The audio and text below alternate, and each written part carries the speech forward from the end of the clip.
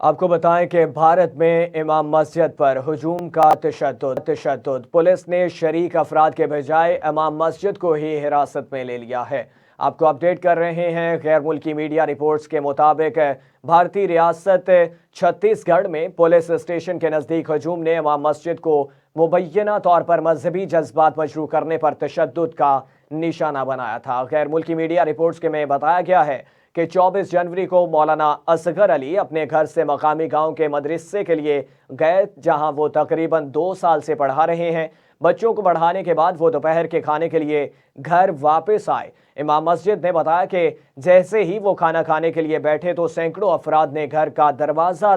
کھولا اور کھٹکھٹانا شروع کر دیا اور کہا کہ مجھے ان کے ساتھ تھانے چلنا ہوگا، تاہم ان کے لوگوں کے ساتھ کوئی پولیس اہلکار موجود نہیں تھا، اس لیے میں نے جانے سے انکار کر دیا۔ بعد ازاں ان افراد نے مولانا اصغر علی کو گھسیٹ کر گاڑی میں بٹھایا اور تھانے کے قریب لے جا کر انہیں گاڑی سے اتار کر تشدد کا نشانہ بنا ڈالا۔ غیر ملکی میڈیا رپورٹس میں بتایا گیا ہے کہ مولانا اصغر علی کو بتایا گیا کہ انہیں ایک سابقہ مدرسے کے طالب علم کے واٹس ایپ اسٹیٹس کی وجہ سے گرفتار کیا گیا ہے۔